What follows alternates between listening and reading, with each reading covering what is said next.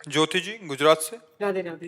राधे राधे महाराज जी। महाराज जी, आपने बताया था कि जन्मदिन के दिन एकांत में मनन चिंतन करना चाहिए कि एक साल जीवन का कम हो गया और हमने भगवत प्राप्ति हेतु क्या किया। गुरु जी, कल मेरा जन्मदिन है। ईश्वर की कृपा और आपके आशीर्वाद से आत्म संतोष है कि बीते साल में नाम जप की शुरुआत हुई और तीर्थ यातन भी अच्छे सौभाग्य मिला। इसी तरह धर्म के मार्ग पर आगे बढ़ते रहे महाराज जी। हाँ ठीक है, भगवान का खूब नाम जप करो और जिस दिन जन्मदिन हो तो उत्सव मनावे। हम कह रहे हैं घंटा 2 घंटा कीर्तन करे, ठाकुर जी को भोग लगावे, 10-20 लोगों को पवावे, ऐसे मांगलिक उत्सव मनावे। जन्मदिन सफल ये है कि जिस दिन आपका जन्मदिन हो और आपके पास यदि 10-5 हजार रुपये आपके पास है कि हम लगा सकते हैं तो चले जाओ, ऐसी जगह चले जाओ जहाँ वयोवृद्ध आश्रम है, बूढ़े माता पिता सबके रहते हैं, वहाँ जाके उनको कपड़े दे दो, उनको अच्छे अच्छे भोजन दे दो, या अस्पताल चले जाओ, ऐसे मरीज की सेवा में कुछ पैसा लगा दो जिसके जीवन के सुख के काम में आ जाए, दवा के काम में आ जाए। ये खूब कीर्तन करो, 10-5 लोगों को भोजन पवाओ। ऐसे तो उत्सव मनाना हमें लगता है अच्छा, लेकिन जन्मदिन है, हैप्पी बर्थडे और शराब के गिलास लड़ रहे हैं तो हमें लगता है कि पूरा जीवन ही बर्बाद हो जाएगा। एक साल तो बर्बाद ही होगा। भगवान का नाम जब कर रहे, भगवान नाम कीर्तन हो रहा है, 2-4 संत महात्माओं को भोजन पवा दिया या अपने मित्रों को बुलाकर भोजन पवित्र पवा दिया, तो ये बढ़िया उत्सव ऐसे मनाना भी चाहिए। उत्सव 24 घंटे नाम कीर्तन रख ले, भगवान की कथा वार्ता रख ले, ये तो बढ़िया है। लेकिन हमको ये थोड़ा कम अच्छा लगता है कि पार्टी हो रही, शराब पी रहे, जीवों की हत्या करके मांस खा रहे हैं, बोले आज हैप्पी बर्थडे। हैप्पी क्या, तुम्हारे हैप्पी में दसियों के गले कट गए, वो हैप्पी थोड़ी है। अच्छा, मदिरा पीना ये महत पाप है, हमारे शास्त्रों में इसका बड़ा निषेध किया गया है। तो कभी कोई ऐसी हैप्पी ना मनाए बर्थडे कि जिसमें शराब परोसी जाए, मांस परोसा जाए, गंदे लोग आकर खावें, ऐसा नहीं। नाम कीर्तन करो, अच्छे अच्छे पदार्थ बनाओ, सात्विक, भगवान को भोग लगाओ और ऐसे लोगों को पवाओ जिनको नहीं मिलता है। ऐसा बहुत से ऐसे लोग फुटपाथ में बैठे रहते हैं, जा जाकर उनको सुंदर भोजन पवा दो। उस दिन सुंदर वस्त्र 2 को भी पवा दिया, 2 के वस्त्र पहना दिए तो तुम्हारा हैप्पी बर्थडे मन गया। महाराज जी, एक सज्जन आए थे हमारे पास उधर, उन्होंने उधर गौशाला खोली है शायद हरियाणा दिल्ली साइड के, तो 750 गौ वहाँ। तो उन्होंने एक ऐसा किया था कि 56 भोग रखा है गऊ के लिए, जिनका भी जन्मदिन है उनके आसपास उन्होंने ऐसी पहल किया है कि आपका अगर जन्मदिन है तो यहाँ आके गऊ के बीच में मनाइए। उन्होंने अलग अलग पेड़े बनाए हैं उनके लिए, दाल की वो, फिर और बहुत अच्छा चारा, अलग अलग 56 प्रकार की डलियां हैं। नहीं, बढ़िया है, ऐसा करना चाहिए, करना चाहिए। गौ सेवा, संत सेवा, अतिथि सेवा, अनाथ सेवा, सब रूपों में भगवान है, बहुत सेवा के अवसर है, ऐसा करना चाहिए। हमें लगता है सबको अपनी कमाई से 1-2 रुपया महीने में जो जिसको जितना लाभ मिलता हो। पहले गांवों में भी एक गोलक रखी जाती थी मिट्टी की, और गरीब किसान आदमी ना, वो उसमें चंद रुपए जो भी उससे बचते, फिर वो सोचा जाता था कि किस आश्रम में पहुंचाया जाए, कहाँ पहुंचाया जाए, वो साध सेवा। हमें लगता है सबको ऐसा करना चाहिए, 2-4-10 रुपये डाल देना चाहिए, और वो जब एकत्रित हो जाए तो गौ सेवा में है, ऐसे अनाथ भगवान की सेवा में, ऐसे सेवा में लगाने से बड़ा लाभ मिलता है, शांति मिलती। हम अभी एक डॉक्टर मंडली जो फ्री ब्रजमंडल में जा जाकर सेवा करते, उनको बता रहे थे कि एक दिन आप सुंदर भोजन बना के खुद पाओ और एक दिन वो अपनी थाल का भोजन किसी भूखे को पवा दो, फिर देखो आपको कैसा लगता है। जिस दिन आप दूसरे को पवाओगे जो शीतलता मिलेगी वो अच्छा भोजन पाने पे नहीं मिलेगी जो दूसरे को पवाने से मिलेगी। तो कभी कभी ऐसा भी करना चाहिए, किसी का पेट भर देना चाहिए। अपनी भूख है ना, उसको हम सह लेंगे, उसको छोड़, दूसरे की भूख को हम, तो ये अब आज ऐसा हो रहा है कि दूसरे की थाली छीन कर हम खाना चाहते हैं, दूसरे के सुख को मिटाना चाहते हैं, इसीलिए दुख ही दुख प्राप्त हो रहा है। बढ़िया है, ऐसे बर्थडे मनाओ। अजीत कुमार जी। राधे राधे महाराज जी। महाराज जी, हम ईश्वर के साथ गहरा संबंध विकसित करने के लिए क्या कर सकते हैं और अपने जीवन में ईश्वर की उपस्थिति का कैसे अनुभव कर सकते हैं? सबसे पहला, भगवान की आज्ञा का पालन करना। भगवान स्पष्ट आज्ञा करते हैं, अनन्य चेता सततम यो माम स्मरति नित्यशः तस्याहम सुलभा पार्थ नित्य युक्तस्य योगिना। जो मेरा अनन्य चिंतन करता है, अनन्य चेता सततम यो माम स्मरति नित्यशः तस्याहम सुलभा पार्थ, जो हमारा भगवान का संबंध है वो जागृत हो जाएगा। भगवान उसके मानस पटल पर झलकने लगेंगे, उसको ये अनुभूति होने लगेगी कि भगवान मेरे हृदय में हैं, वो अनुभव करने लगेगा। पर शर्त है अनन्य चेता सततम यो माम स्मरति नित्य सा, नित्य निरंतर सतत भगवान का भजन, वो बड़ा कठिन हो रहा है। नित्य निरंतर सतत शरीर का स्मरण हो रहा है, नित्य निरंतर सतत भोगों का स्मरण हो रहा है, नित्य निरंतर सतत शरीर संबंधियों का चिंतन हो रहा है। कैसे भगवान की अनुभूति हो, कैसे भगवान हम में हैं, हम भगवान के हैं, ये कैसे अनुभूति हो? तो इसके लिए मानव जीवन मिला कि हम निरंतर साधन कर सकें। तो अब जिन्होंने यौवन अवस्था बाल्यावस्था से अभ्यास किया तो वृद्धावस्था में इस बात को समझ सकते हैं, अन्यथा नहीं समझ सकते, क्योंकि भोगों में जितनी बुद्धि लगाई गई वो सब भ्रष्ट हो गई। भोगैश्वर्य प्रसक्ता नाम तयापहृत चेतसाम व्यवसायत्मिका बुद्धि समाधो न विधीयते। जिसने अपनी बुद्धि को भोगों में लगा दिया, जिसका चित्त भोगों में संग्रह में लग चुका है, अब वो भगवान की प्राप्ति करना या भगवान के संबंध में वो अज्ञानी ही रहेगा, वो जान नहीं पाएगा। अगर वो भोगों का त्याग किसी महात्मा के संग से कर पावे तो बुद्धि फिर उसकी भगवान में लग जाए। अब ज्यादा समय रह नहीं गया, बहुत आयु तो निकल गई व्यर्थ के कार्यों में। अब नाम जब पकड़ लो तो बात बन जाए, क्योंकि स्थिति कुछ नहीं। हम कह रहे हैं राधा, और अभी प्राण निकल जाएंगे तो भगवान की प्राप्ति हो जाएगी। हम कह रहे हैं राम, हम कह रहे हैं कृष्ण, और अभी प्राण निकल गए तो भगवान की प्राप्ति हो जाएगी। जैसे अजामिल अपने पुत्र के बहाने से जब नारायण नाम लिया तो भगवान की प्राप्ति हो गई।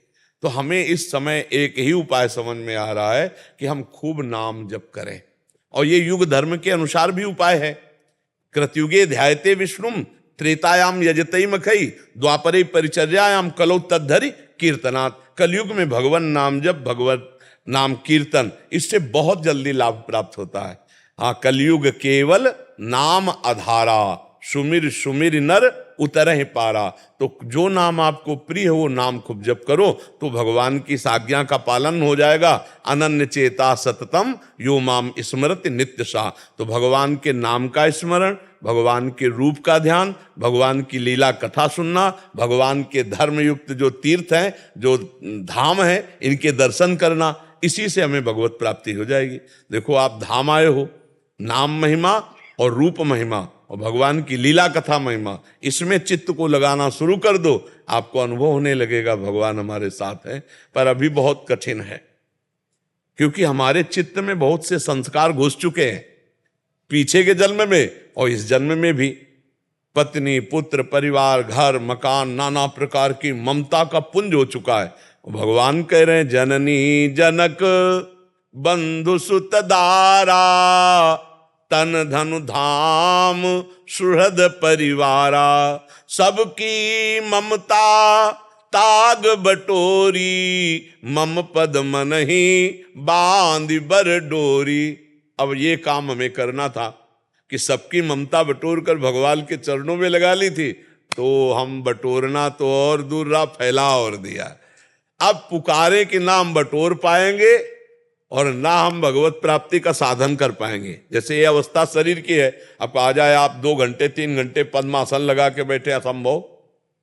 अब शरीर ऐसी स्थिति को, अब एक उपाय है नाम जप। नाम जप, राधा राधा राधा राधा, राम कृष्ण हरि, जो नाम प्रिय हो वह नाम जपने का अभ्यास करो। नाम जी है जपि जागें जोगी, राम नाम मणिदीप धर जी है देहरी द्वार, तुलसी भीतर और बाहरो जो चाह सुजियार। हृदय में और बाहर लोक में भी अगर आनंद प्राप्त करना चाहते हो तो जिह्वा पे नाम जपना शुरू कर दो, नाम जप से परम लाभ प्राप्त हो जाएगा। महाराज जी, आपको यूट्यूब पे सुनकर राधा राधा का नाम जप, हाँ, बस इसी से मंगल हो जाएगा, विश्वास कर लो आप अपने मुख से राधा। हाँ, राधा राधा तो चिल्ला ही रहे हो, राधा राधा पकड़ लो। थोड़ा खान पान संभाल लेना, खान पान बिल्कुल बैठ, हाँ, तो बस राधा राधा प्याज लहसुन भी छोड़ दिया। हाँ बस। लेकिन जब कहीं जाना पड़ता है उनको थोड़ा मुश्किल हो जाता है उनसे। हाँ, जाने आने में मुश्किल हो जाता है, लेकिन एक जगह और जाना है, जहां से लौटना नहीं है, तो उस मुश्किल को तो संभालो, नाम जप न छूटने पावे, बस ये ध्यान रखना। यहां से जाना भैया कुछ पास लेके ले जाला, बड़ा खतरनाक देश है ये, मृत्यु लोग बड़ा खतरनाक है। कितना प्यार किया, पत्नी पुत्र परिवार, कोई साथ नहीं जाएगा और कभी नहीं मिल पाओगे एक बार बिछुड़ने के बाद। वो तुमसे कभी नहीं, तुम उनसे कैसा धोखा है यार।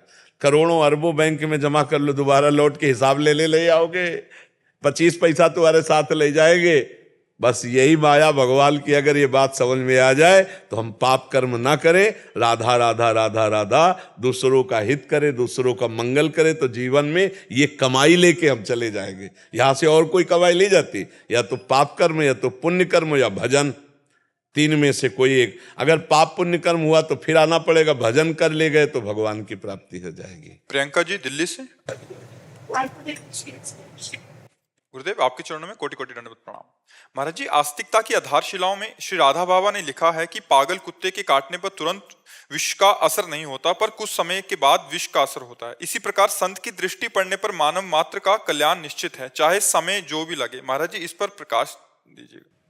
देवर्षि नारद जी ने भक्ति सूत्र में कहा, मात संगस्तु दुर्लभो, फिर कहा अगम्यो, फिर कहा अमोघस्य। संत महापुरुषों का मिलना दुर्लभ है, भगवान की कृपा से संतों से मिलन होता है। अब मैं भा भरोस हनुमंता, बिनु हरि कृपा मिले नहीं संता। तो संत मिल गए, पर लिखा है अगम्यो, उनका निर्वाह करना बड़ा कठिन है। यदि निर्वाह कर ले गए तो अमोघस्य लिखा है, निश्चित भगवत प्राप्ति हो जाएगी। निर्वाह करना, उनकी आज्ञा का पालन करना बड़ा कठिन है। प्रवचन सुन लेना, प्रवचन कर लेना, ये बहुत सरल है, लेकिन आचरण में उतारना बड़ा कठिन है। सामने कोई अधर्म युक्त भोग उपस्थित है और आपका मन न ललचाए, ये बहुत कठिन बात है। सामने रुपया की गड्डी आ रही, कोई पापी पुरुष अधर्मी पुरुष दे रहा है, आप उसको ना लें, ये बहुत कठिन बात है। उपदेश करना बहुत सरल है, आचरण में उतारना बड़ा कठिन है। तो संत महापुरुषों की आज्ञा ही सबसे बड़ी सेवा है। आज्ञा समन सुसाहिब सेवा, उनकी आज्ञा पे चलना बड़ा कठिन है। अच्छा, अब चलने लगे उनकी आज्ञा पे, अब आपको 4 लोग ऐसे मिलेंगे कि उन्हीं पे अश्रद्धा करा दें, तो अगम्यो, निर्वाह कर। तीसरी बात, उनके कुछ ऐसे व्यवहार होते हैं जो अलौकिक होते हैं, जिनको हम नहीं समझ पाते हैं, तो हम मानसिक बुद्धि से देखकर उनमें अश्रद्धा भी कर सकते हैं। जैसे बीच सत्संग में रामकृष्ण परमहंस जी कभी कभी पकोड़ा मांग लेते, कभी ऐसे। वो अनासक्त महापुरुष हैं, बालवत चेष्टाएं हो रही। तो देवर्षि नारद जी ने लिखा है अगम्यो, निर्वाह करना बड़ा कठिन है, पर यदि निर्वाह कर ले गए तो अमोघस्य, निश्चित भगवत प्राप्ति हो जाएगी। तो दृष्टि प्राप्त होने का मतलब, जैसे हम देख रहे हैं इसे नहीं कहते, संतों की एक आंतरिक दृष्टि होती है। वो दृष्टि जिस पे लग गई, संकल्प बन गया कि आप तेरा तो उद्धार होना ही होना है, अब वो नहीं बच सकता, चाहे जहां भाग के चला जाए। अब वो उनकी दृष्टि उनके पीछे पड़ी रहेगी, और वो कभी गलत करने के सोचेगा तो जला देगी वो दृष्टि, और वो कांपने लगेगा, ना बाबा हम गलत नहीं करेंगे। तो वहां विनोद में कह रहे कि जैसे पागल कुत्ते की दृष्टि पड़ गई तो हजारों को छोड़ के काटेगा उसी पे जिस पे उसका निशाना सध गया, और जिसको काट लिया तो जब बादल गरजते हैं वर्षा आदि का संयुक्त, तो उसके अंदर वो ज्यादा विष चढ़ता है। ऐसे ही संतों की दृष्टि पड़ गई, और जब सत्संग मिला, शास्त्र स्वाध्याय हुआ, तो उसका धीरे धीरे रंग चढ़ा। तो आप सरिस चाहे सब पीना, फिर आप भी संत हो जाएंगे। भेष से ना सही, पर आपका आचरण संत हो जाएगा, आप भी भगवत प्राप्त हो जाएंगे। तो जो संतों का कथन है, मतलब जिसके पीछे लग गए। अब संत किसके पीछे लगते हैं? जो उनकी आज्ञा का पालन करता है, सेवा में हर कष्ट सहते हुए उनकी आज्ञा के पालन में। यही सेवा। सेवा का मतलब हाथ पैर दबा देना, कपड़ा लत्ता धो देना, ये सब एक अंग है। संपूर्ण सेवा उनकी आज्ञा का पालन है। पास में रहता हो और आज्ञा पालन न करता हो, लाभ नहीं मिलेगा। दूर रहता है, आज्ञा पालन कर रहा है, उसको लाभ मिल जाएगा। कभी कभी कहा नहीं जाता दीपक तले अंधेरा। तो अधिक प्रियता के कारण वो उनकी अवहेलना कर देते हैं, आज्ञा उल्लंघन तो नहीं लाभ ले पाते। या बाहरी सांसारिक लाभ, संत के पास सेव संतरा रुपया पैसा खान पान सामग्री आ रही तो उसका लाभ, तो वो आंतरिक लाभ नहीं ले पाएंगे। बहुत चीजें हैं, यदि हम केवल लक्ष्य रखें इनसे हमें भगवत प्राप्ति करना है और ये जो बोले वही मैं करूंगा, बस अब उनकी दृष्टि घसीट लोगे आप। दृष्टि घसीटना, अपनापन हो जाना कि अब तो तुम्हारा कल्याण पक्का है, पक्का निश्चय अब तुम्हारा कल्याण है, अब हम कल्याण करके छोड़ेंगे। अब ये जिद्दी स्वभाव संतों का उस जीव का कल्याण कर देगा, उनके पीछे पड़ जाएंगे। तभी किसी किसी को ऐसा लगने लगता है कि हम में कुछ है तभी तो हमारी तरफ इनका ज्यादा प्यार है। संतों का जैसे होता ना, नहीं नहीं, उनका कुछ देख के नहीं, उनका मन हो गया है भगवान से प्रेरित होकर तुम्हारा कल्याण कराने की। तो ऐसा बात बाबा ने उसमें लिखा है कि वो पीछे पड़ जाते हैं और उनका कल्याण करके ही छोड़ते हैं। ये संतों का एक स्वभाव होता है, ये संतों में एक प्रभाव होता है, पर उसका निर्वाह कर पाना बड़ा कठिन है। एक बार देवर्षि नारद जी एक देखा बहुत बूढ़ा दुकान में बैठा है और इधर उधर की बातें बक रहा है। नारद जी नजदीक गए और उनका कि भजन कर, मृत्यु नजदीक आ रही है, यही बस लड़कों को उपदेश कर रहा कैसे बेईमानी की जाए, कैसे धन कमाया जाए। अरे पूरी जिंदगी हो गई, अब बुढ़ापा तो संभाल ले भजन का। डांट के भगा दिया नारद जी को कि हमें तुम्हारे उपदेश की जरूरत। जो मोह में रत है ना, ममता रत सन ज्ञान कहानी, और अति लोभी सन विरति बखानी। जो ममता में रत है उनको ज्ञान की बातें अच्छी नहीं लगती, जो लोभी है ना उनको वैराग्य की बातें अच्छी नहीं लगती, जो कामी पुरुष है ना उनको भगवान की चर्चा अच्छी नहीं लगती। ऐसे ही उसको अच्छा नहीं लगा। नारद जी ने कहा तुम हमको भगाया है और हम तुमको भगाएंगे और तुम्हें भगवत प्राप्ति करा के छोड़ेंगे। देखो संतों का स्वभाव। अब उस समय गंगा जैसे नजदीक है या कोई भी नदी नजदीक है तो प्राय लोग नदियों में स्नान करने जाते थे, थोड़ी धार्मिकता तो रहती ही थी। तो सुबह सुबह स्नान के लिए निकला, नारद जी वापस उसी का रूप रख करके आ गए। तो बेटों ने कहा कि अभी तो आप स्नान करने गए थे।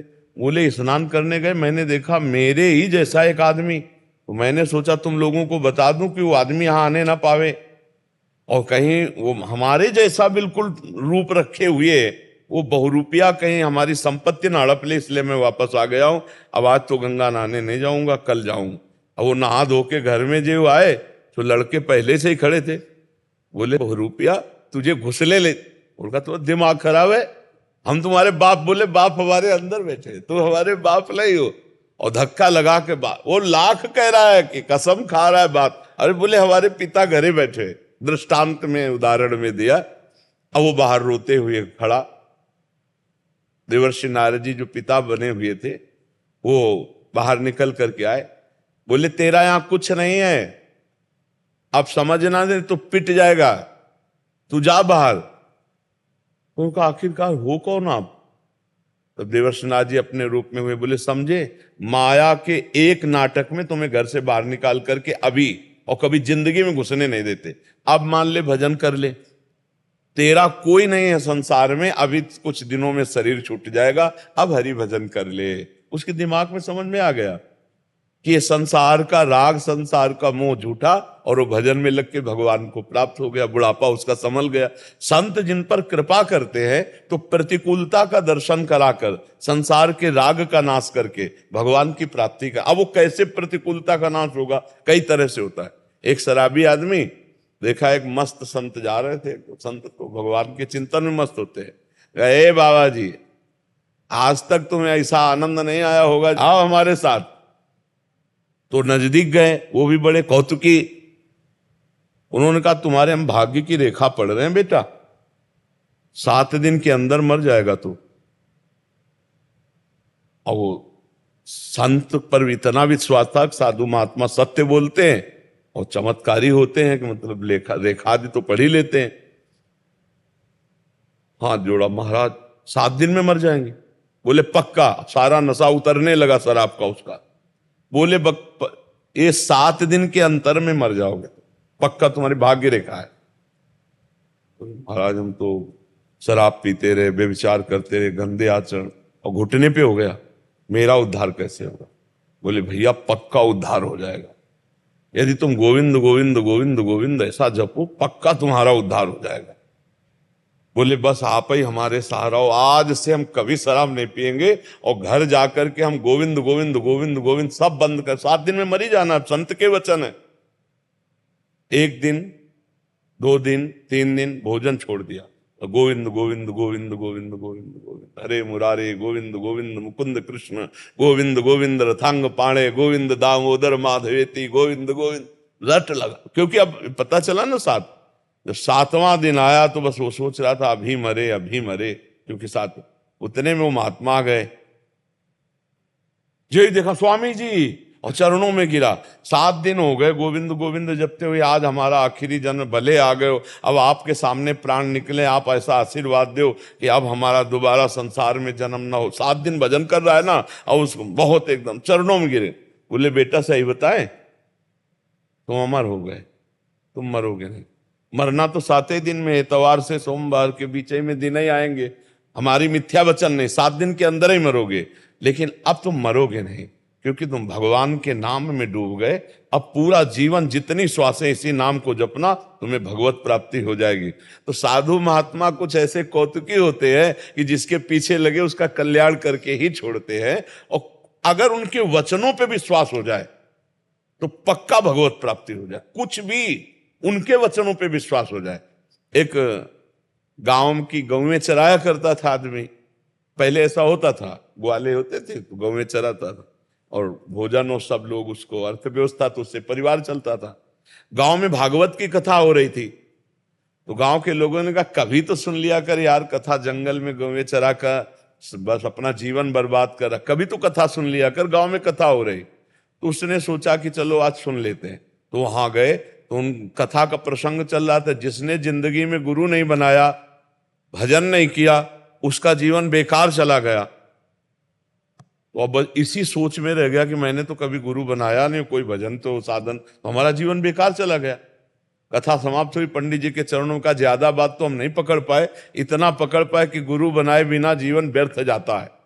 तो अब आप हमारे गुरु, अब हम कहाँ ढूंढे गुरु, आप ही गुरु हो, अब हमें मंत्र दे दो, हम अपनी गाय चराने जाए, हमें ज्यादा समय नहीं है। तो ऐसे कहीं मंत्र मिलता है कि गली चलते। तो उनका आखिरी दिन, जिस दिन कथा समाप्त होगी उस दिन तुम्हें हम मंत्र दे देंगे, तुम आ जाना। अब आखिरी दिन काफी भेंट वेंट चढ़ी।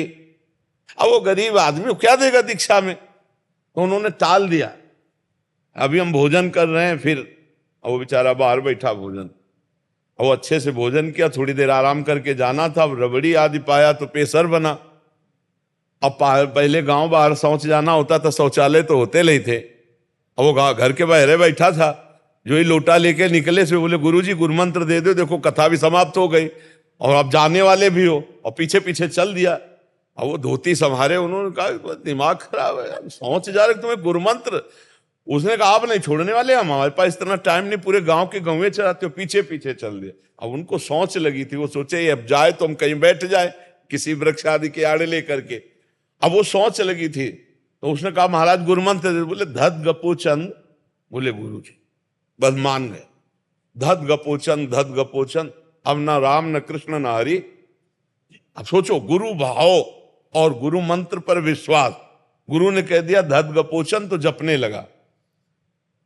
अब धीरे धीरे धीरे धीरे इतना जप में तन्मयता होने लगी। भोले आदमी को भगवान बहुत जल्दी मिलते हैं, ज्यादा जो बुद्धिमानी होती है ना उनको परीक्षा लेते हैं, और जो सीधा साधा भोला होता है ना उसे भगवान बहुत जल्दी मिलते हैं।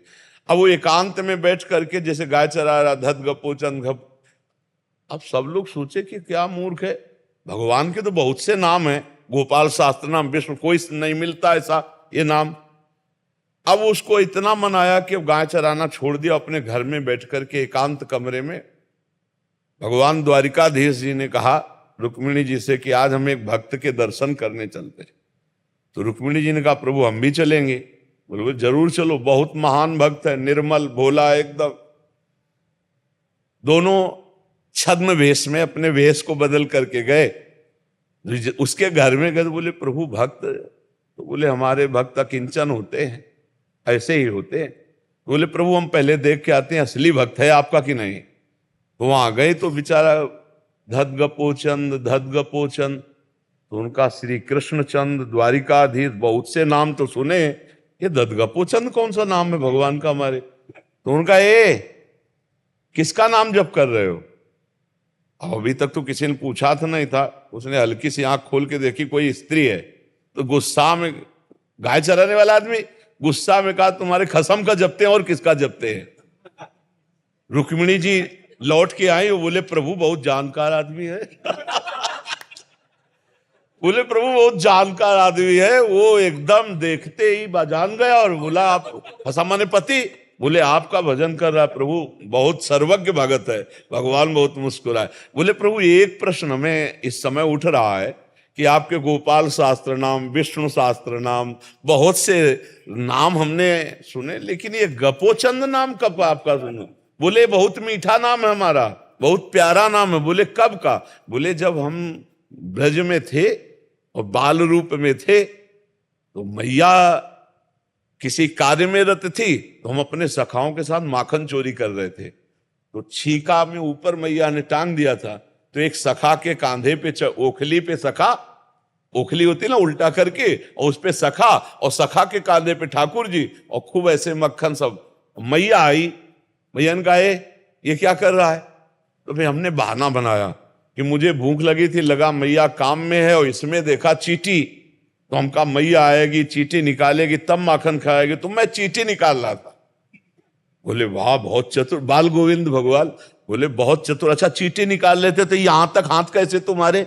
अरे चींटी ऊपर ही होती।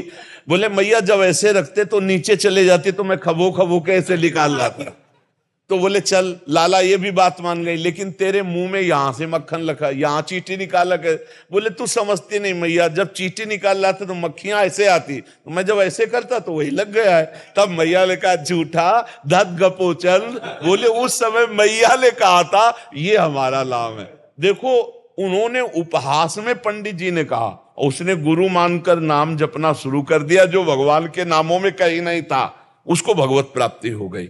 गुरु के वचन, संत के वचन यदि हम मान ले तो निश्चित भगवान की प्राप्ति हो जाती है। बहुत से ऐसे उदाहरण हैं शास्त्रों में कि जो भोले भाले भक्तों ने भगवान को प्राप्त किया। एक कुछ होते हैं सच्चे मार्ग के प्रति और कुछ होते हैं पाखंड करने वाले। तो एक पाखंडी गांव के बाहर ऐसे तिलक विलक रचना की और देखा कि लोग जो है गाय चरा रहे हैं, तो थोड़ा ऐसे ऐसे, तो एक भोला आदमी आया और कहा प्रणाम किया और कहा संत भगवान, तो गांव मांगने जाना था इसलिए तिलक विलक लगा लिए। बोले संत भगवान ऐसे क्या करते हो? तो बोले ऐसे भगवान के दर्शन हो जाते हैं। और वो भोला आदमी वो जो ही गए सो तालाब में नहाया और जैसे जैसे चिन्ह बनाए थे तिलक के वैसे चिन्ह बनाए। अच्छा वो तो नाटक कर रहे थे, पकड़ के सांस ले रहे थे, बस ऐसे पकड़े और वो सीधा आदमी सीधे बंद कर लिया, सीधे बंद करके कि भगवान दर्शन दो, भगवान दर्शन दो, भगवान दर्शन। भगवान अब मिनट भर तो जो प्राणायाम करते हैं वो रोक सकते हैं, इसके आगे तो प्राण फिर व्याकुल होकर निकलने लगेंगे। 1 मिनट में भगवत प्राप्ति उसको हुई। भगवान मुझे दर्शन दो, क्योंकि वो बताया ना ऐसे करने से भगवान के दर्शन। तो भगवान ने हाथ हटाया, भगवान कहो सो कहां जहां प्रभु नाई, कमर में फेंट बंधा हुआ बंसी, बाल गोविंद रूप। जेउस ने देखा, बोले आप कौन है? हमारी नाक से जो हटा, बोले हम भगवान हैं। बोले हमने तो कभी देखा नहीं, हम तो जानते नहीं। अब आप भगवान, इस बात का प्रमाण हमारे वो गुरु जी देंगे जो अभी गए। अरे बोले वो पाखंडी, वो जिंदगी में हमें कभी नहीं पा सकता है, वो केवल मांगने के लिए तिलक। बोले आप हमारे गुरु की निंदा मत कीजिए, देखो निष्ठाएं होती। और भगवान से कहा कि हम तब मानेंगे आप भगवान हो जब हमारे गुरु जी आके कह देंगे यही भगवान है। तो बोले ले वाला अपने गुरु जी को, तब तक हम यही। बोले बड़े चतुर हो, भाग जाओगे, ऐसे हम नहीं। अपना गौछा उतारा और भगवान को एक पेड़ में बांधा। भगवान भक्ताधीन, यशोदा मैया ने रस्सी से बांधा ना उखल में, भक्ताधीन मना पूज्यो भक्ता नाम अभयंकरा। अब वो गया तो गांव में वो मांग रहे थे, उनका गुरुजी जिस क्रिया से आप भगवान के दर्शन कर रहे थे हमें भगवान मिल गए, बस तुम्हें ये बताना कि यही भगवान आए हैं आप वाले कि ना आए। अब उसको तो कभी भगवान से कोई मतलब ही नहीं था। तो और उन्होंने कहा हाँ वही थे वही थे। बोले नहीं आपको चलना पड़ेगा, वहां बताना पड़ेगा। अब वो भगवत साक्षात्कार किए हुए बालक उसकी आज्ञाओं नहीं टाल सके। वो नजदीक आए, बोले देखो ये वृक्ष में तो अंगोछा भर बंधा, उनको दिखाई दे रहा था भगवान ने। तो उनका बेटा तुमसे सही बतावें, हम कोई भजन नहीं करते, हम कोई साधु महात्मा नहीं, हम भेष बनाकर भीख मांगते हैं, अपने परिवार का पोषण करते हैं। तो उन्होंने भगवान से कहा, भगवान जब हमारे गुरु ने हमको शिक्षा नहीं दी और इशारा मात्र से आपकी प्राप्ति हो, तो आप हमारे गुरु को भी दर्शन कराओ। भगवान ने उस बालक की कृपा से दिव्य दृष्टि दी, तब वो दर्शन पाए।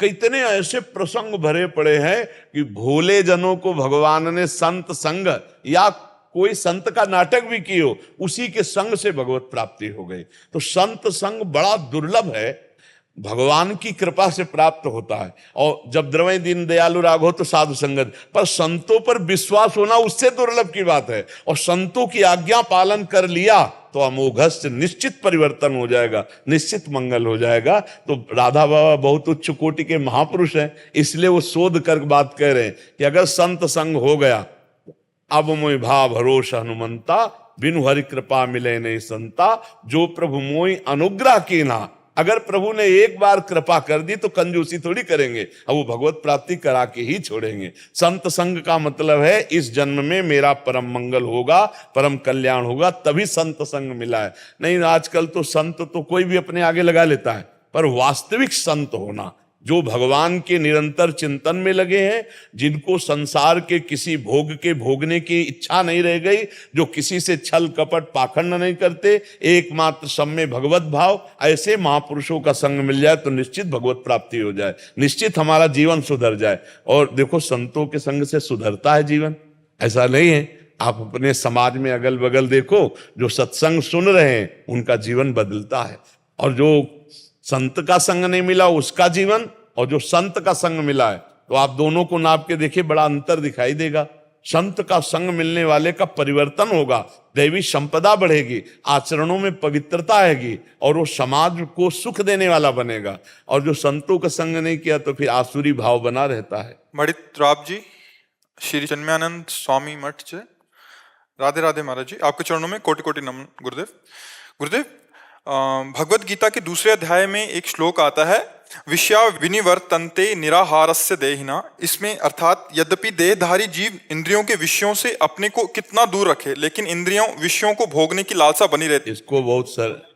इसको सरल भाषा में महापुरुषों ने कहा है कि रस बल छुटे न जो विषय, सुख नहीं पावे कोय, तन छाड़े मन गही रहे, दूनों ही दुख होए। यहां बात जो कह रहे कि आपने विषयों का त्याग तो कर दिया। त्याग शब्द में, वैराग्य शब्द में और उपरति में भेद है। त्याग कहते हैं भोग की लालसा है, पर मैं भोगूंगा नहीं क्योंकि ये अधर्म है या मुझे भगवत प्राप्ति करनी है। अभी उसके अंदर लालसा है, अब डबल जलन है, भोगा नहीं और लालसा हृदय में है, तो वो विषयों का त्याग तो कर दिया, लेकिन विषयों की जो आसक्ति अंदर है वो भजन से छूटेगी। रस बल छूटे जो विषय, तब ही तो सुख होए, जैसे आतप को तप्यो, पावे सरिता तोए। जैसे धूप का तपा हुआ एकदम शीतल जल में जाके खड़ा हो जाए, ऐसी शांति मिलती कब? जब भजन बल से विषय त्याग होता है। भजन बल करते जा रहे हैं, खूब नाम जप कर रहे हैं और धीरे धीरे विषय छोड़ रहे हैं। अच्छा, भजन कर नहीं रहे और विषय छोड़ दिए तो तन छाड़े और मन गही रहे, दोनों ही दुख होए। समझ पा रहे हमारी बात?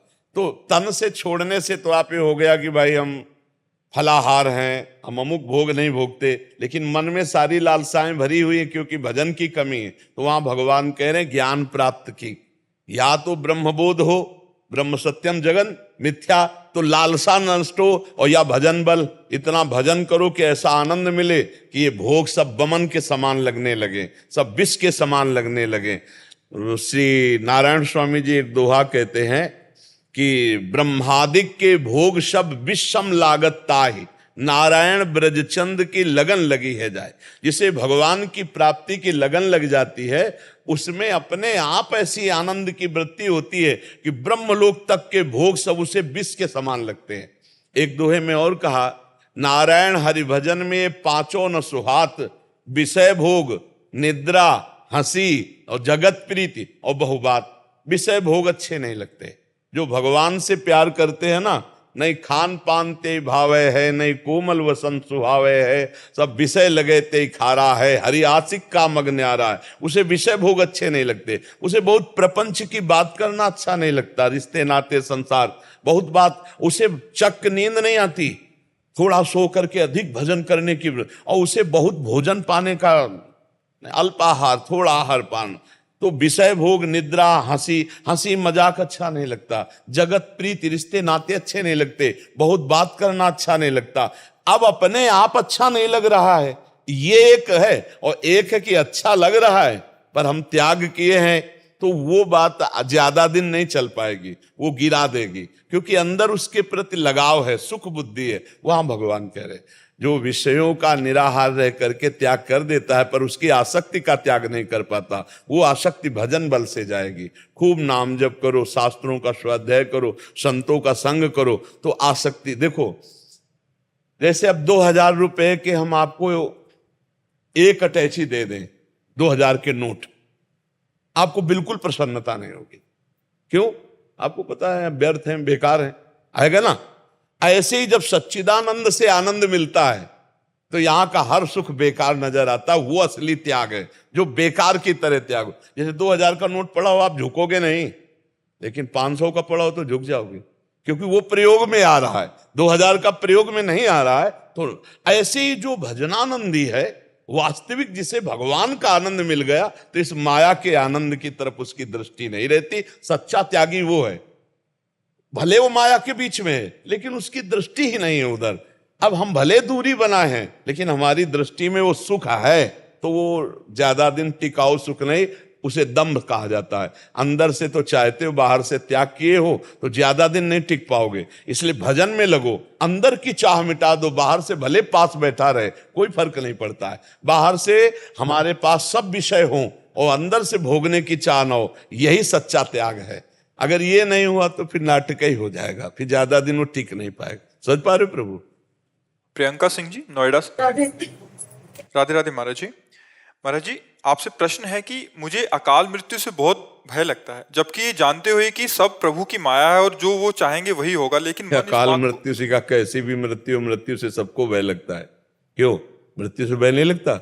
शरीर इतना प्रिय है, रिश्ते नाते इतने प्रिय हैं कि अब ऐसा लगता है कि अगर कोई भगवान है कृपा कर दे, ऐसे हमारा परिवार ऐसे, लेकिन ऐसा होना नहीं। इसका नाम मृत्यु लोक है, यहाँ तो मरना पड़ेगा भाई, जरूर मरना जरूरी है। यहाँ नहीं कोई बचा ही नहीं। आप देखो ना, अपने बाप बाबा चले गए तो अपने को भी जाना है, सब क्रम बाई क्रम, जब जिसका समय आया तब चला। अकाल मृत्यु होती है महत अपराधी की, जैसे किसी सोती हुई महिला का हत्या कर देना, गर्भ हत्या कर देना, ब्रह्म ऋषियों की हत्या कर देना, ऐसे जो महत पाप बन जाते हैं वो अकाल मृत्यु का रूप धारण कर लेते हैं। प्रारब्ध क्षीण हो जाता है और जीवन धारा को किसी न किसी मोड़ पर भारी से भारी दंड के रूप में वो फिर मृत्यु और दुर्गति होती है अकाल मृत्यु वाले की। तो अकाल मृत्यु से यदि डर लगता है तो पहली बात तो जिन्हें पापाचरण कहते हैं वो मत करना, और नाम जप करना, अकाल मृत्यु होगी ही नहीं, अकाल मृत्यु होगी ही नहीं।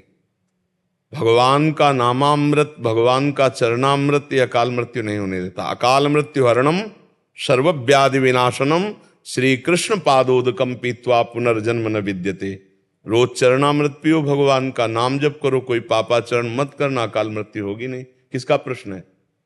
हाँ, अकाल मृत्यु नहीं होगी यदि नाम जप करोगी और चरणामृत पियोगी, पाप आचरण नहीं करोगी तो अकाल मृत्यु नहीं होगी। और यदि कहीं महत पाप बन गए तो फिर साधु अवज्ञा तुरंत भवानी कर कल्याण अखिल के। महत पाप तत्काल दंड देता है, मार देता है। जैसे एक नाव बड़ी थी और उसमें 50 लोग बैठे हुए थे, तो उसमें 2 संत भी बैठे थे, एक गुरु और एक शिष्य, और 2 राज कर्मचारी जो तैनात थे उस एरिया में। वो उसमें उस समय आपने देखा होगा जो कोतवाली आदमी बाहर खड़े रहते हैं, उसमें चाकू लगी होती बंदूक में, और वो तैनात रहते हैं। तो वो ऐसे दोनों राइफल लिए हुए थे वहां। तो साधु को तो कोई सात्विक पुरुष मानेगा, रजोगुणी पुरुष साधु को नहीं मानता। साइड से, तो अब जितनी जगह थी साइड, लात मारा बूट उनके पैर में, और वो नंगे पैर थे, ऐसे हुआ साइड हो। अब वहां जगह नहीं थी इतनी तरह, पूरी नाव भर वो कहीं जूता मारता, कहीं थप्पड़ मारता शिष्य को। गुरु तो निरपेक्ष बैठे हुए थे, अब साधु क्या करे। और शिष्य शांत भगवान का स्मरण कर रहे थे और बार बार कह रहे थे कि तुम मुझको मार रहे हो, लेकिन तेरे मारने वाला जो तैयार है तुझे दिखाई नहीं दे रहा। हम कई बार ग्रामीण भाषा में कहते हैं दुखिया को न सताइए, दुखिया देगा रोए। और जब दुखिया के मुखिया सुने तो तेरी गति क्या होए। अब वो बूट पहने, राइफल लिए, अपने राब में सैकड़ों बार टॉर्चर किया नदी पार होते होते। जब नदी पार हुई तो नदी में कुछ दूरी ऐसी होती है जिसमें जल बहुत छिछरा होता है, मतलब बहुत कम होता है, वहां नाव नहीं जाती, तो वहां कूद के नाव से ऐसे जाना होता है, या फिर थोड़ा भींजते हुए इतना पैर, जो किनारे बालू होती है उसमें नाव नहीं चल सकती, पानी इतना इतना होता है। तो उन्होंने राइफल को ऐसे ऐसे करके उसका सहारा लेकर कूदने का, और राइफल धंस गई बालू में और पैर बूट फिसल गया, सीधे यहां से सीधे यहां। साधु अवज्ञा तुरंत भवानी कर कल्याण अखिल के, तत्काल अकाल मृत्यु की रचना हो गई, क्योंकि बार बार टार्चर किया और साधु चुप रहा। अगर वो गाली दे देते या डांट देते तो बच जाता, क्योंकि प्रारब्ध क्षीण हो जाता। तो ऐसे जो पाप हैं अगर हमारे द्वारा ना हो तो अकाल मृत्यु नहीं हो सकती। अकाल मृत्यु तभी होती है जब भ्रूण हत्या, गर्भ हत्या, आजकल लगभग हर माता बहन इसको नहीं समझ रही हो, कर रही है।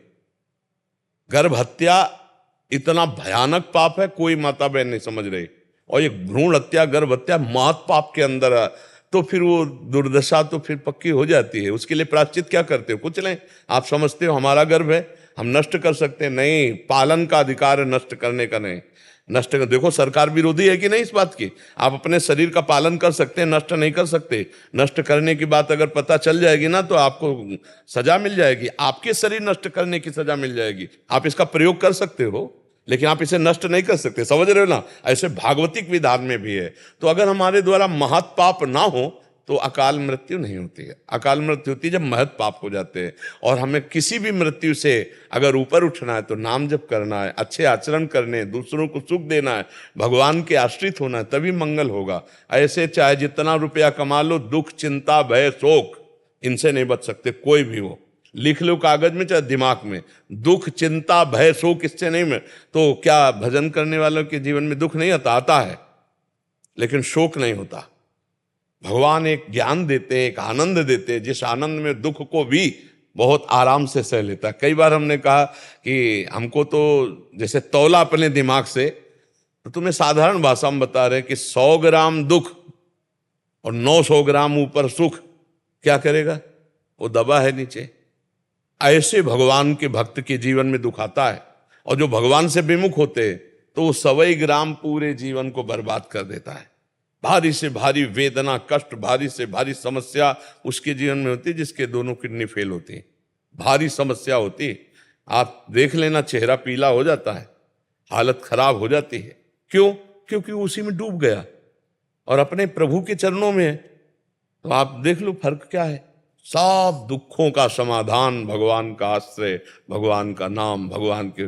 तो हम अगर भगवान का भजन करेंगे तो हमारा मांगना मिट जाएगा। हम भगवान का भजन करेंगे तो हमें कष्टों से लड़ना आ जाएगा। हम भगवान का भजन करेंगे तो मृत्यु का भय खत्म हो जाएगा।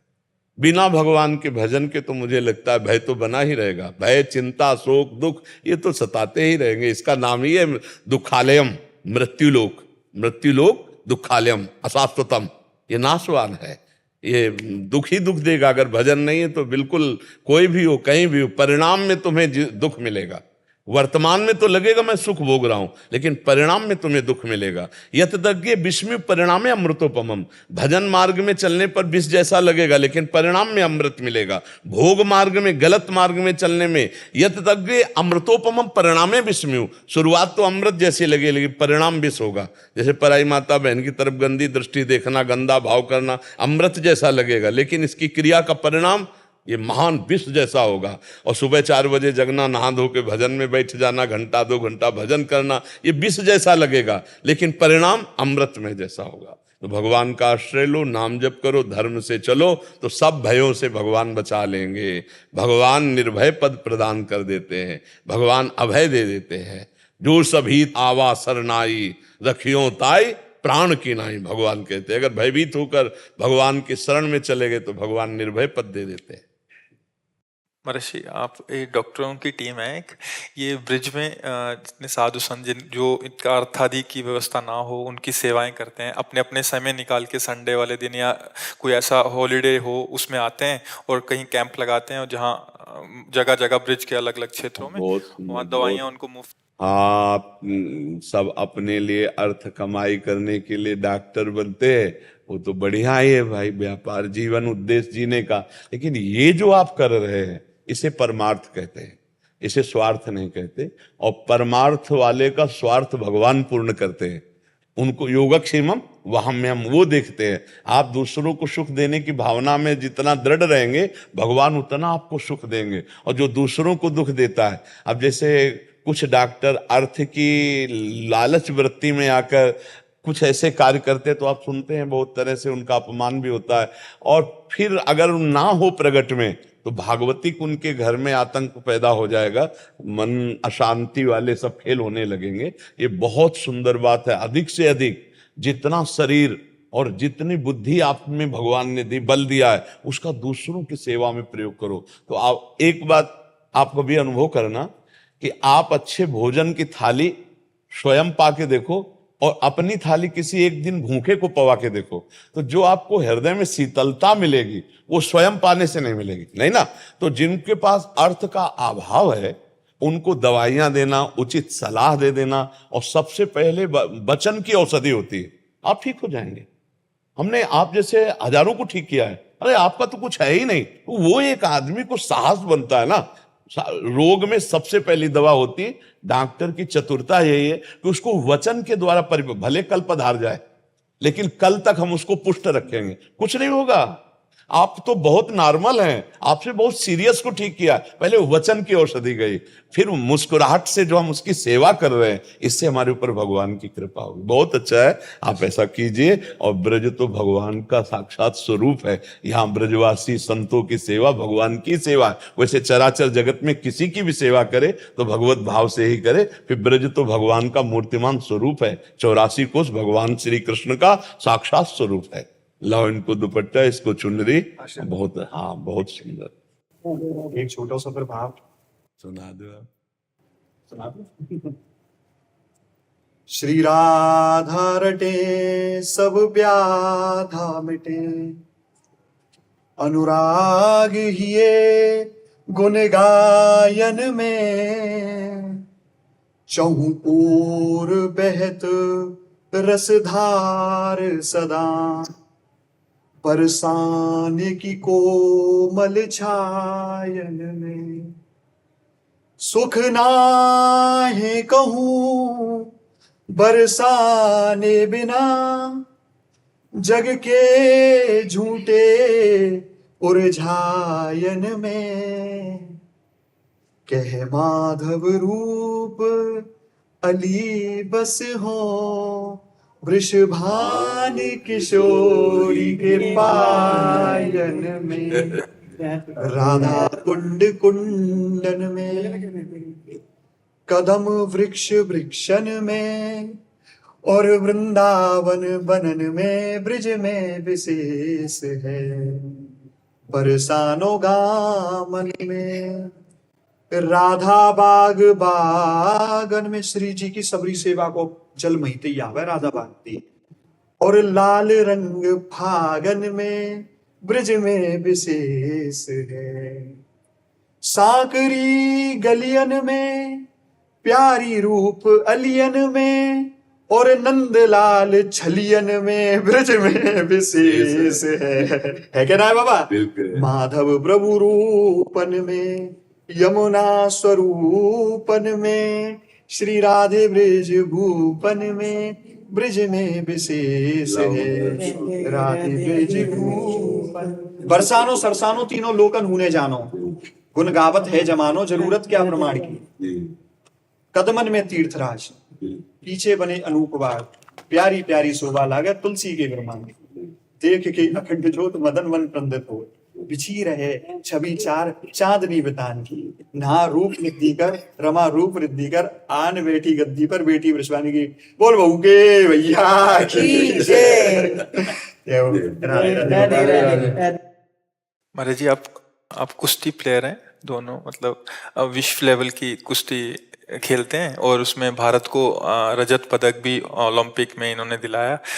आपने भी विश्व स्तरीय कुश्ती लेवल में भारत को पदक दिलाया महाराज जी। हाँ, बहुत ठीक है। बस आचरण की पवित्रता सुरक्षित रखना। जब अपनी लौकिक उन्नति होने लगे तो अपने चरित्र पर अंकुश कर ले, चरित्र पर शासन कर। चरित्रहीन व्यक्ति ज्यादा दिन टिकता नहीं है। उसका यश, उसकी महिमा, उसका बल, तो ये देह बल, बौद्धिक बल से सुरक्षित रहे, चरित्रहीनता ना आने पावे, बेविचार प्रवृत्ति न जागृत होने पावे। और माता बहनें जितनी भी है, चाहे जितना नजदीक संग हो, पर जहां पाणिक ग्रहण संस्कार हुआ है अगर गृहस्थी में है, तो उसके अलावा फिर चरित्र पावन रखना, फिर कभी कोई तुम पर अंगुली नहीं उठा पाएगा। तो अगर आप चरित्रहीनता करेंगे तो फिर आपका जीवन आगे चल करके उन्नति से पतन में चला जाएगा। और चरित्र पक्का तो फिर प्रायः कुश्ती लड़ने वाले हनुमान जी को आदर्श मानते हैं। नहीं मानते? क्यों मानते हैं? क्योंकि वो चरित्रवान है, वो ब्रह्मचारी हैं। और देखो, इसमें ब्रह्मचर्य बहुत काम करता है। आप चाहे जितना बलिष्ठ भोजन पालो, अगर ब्रह्मचर्यहीन हो तो पछाड़ने की ताकत नहीं रहेगी। पछाड़ने की ताकत ब्रह्मचर्य में होती है। एक अद्भुत जोश होता है कि आप अपने से डेढ़ा वजन वाले को टांग सकते हैं, ब्रह्मचर्य में ताकत होती है। तो ब्रह्मचर्य उचित, हम ये नहीं कह रहे कि अखंड, उचित ब्रह्मचर्य, क्योंकि गृहस्थी में जाना है या गृहस्थी में हो, पर पराई माता बहनों की तरफ के लिए तो बिल्कुल कसम खा लो, वो तुम्हारे लिए जहर है। तो इसलिए इस बात से बचे रहना, चरित्रहीनता ना आने पाए। और अपनी नियत संख्या का जो व्यायाम है वो बढ़ना चाहिए, कम नहीं होना चाहिए। जो हमारा मतलब हम 40 मिनट दंड लगाते हैं, 40 मिनट बैठक लगाते हैं, 1 घंटा हम वर्जिश करते हैं अलग से, तो हमें वो सब करना है।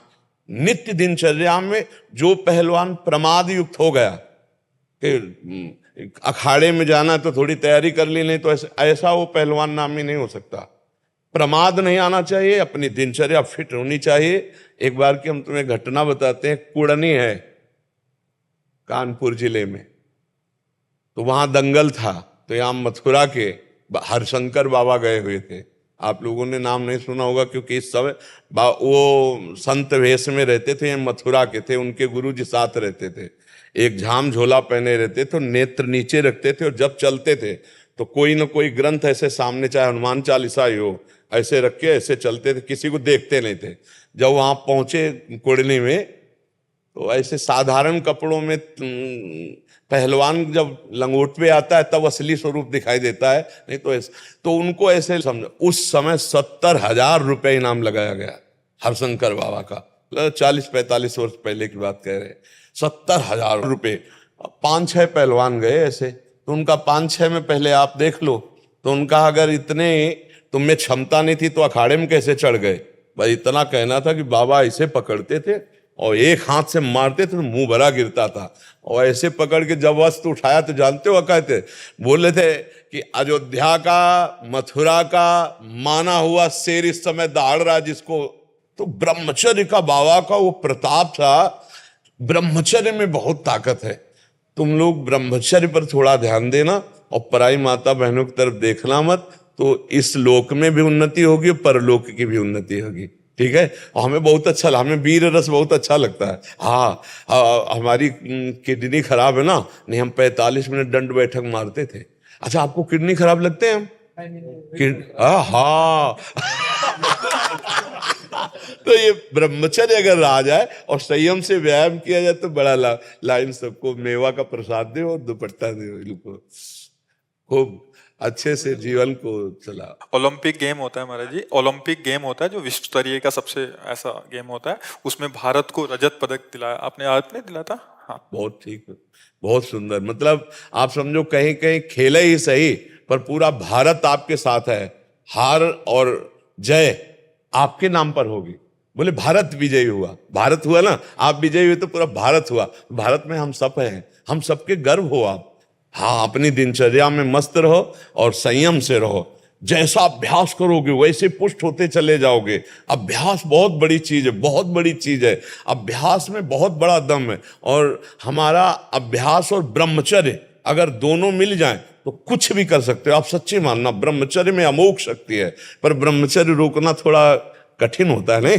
हाँ, वो जब अपने स्वरूप में आता है तो और को ललकार के परास्त कर सकते हो, लेकिन उसको नहीं, वो तुम्हें जरूर परास्त करे। उस जगह अपने को संभाले, काम क्रोध आदि लोभ आदि। देखो, कई ऐसे नवीन पहलवान उठते हैं और क्रोध को नहीं संभाल पाते तो ऐसी घटना कर देते कि जेल में चले जाते, जीवन बर्बाद हो जाता है। तो क्रोध को भी संभालो और काम को थोड़ा नाम जप करते हो?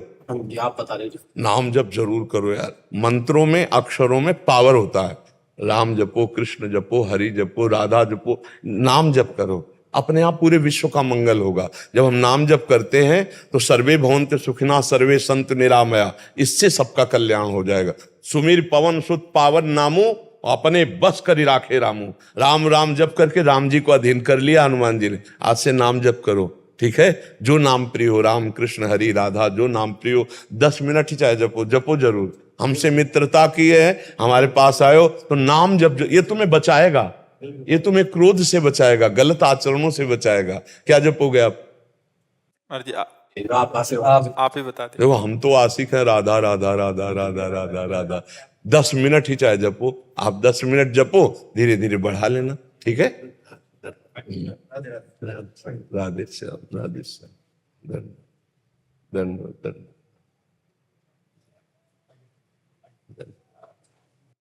राधा राधा राधा राधा राधा राधा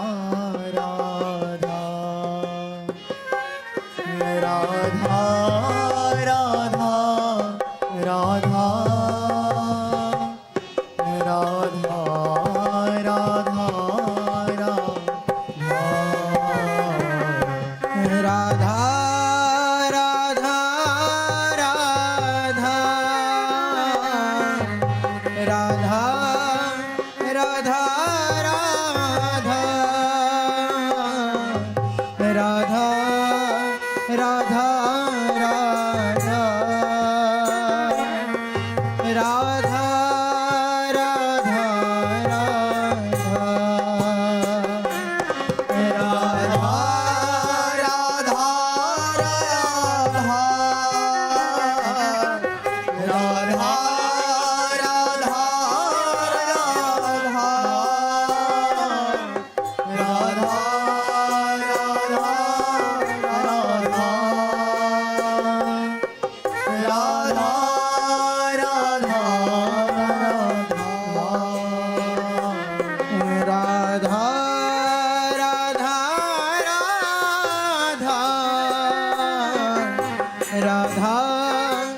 राधा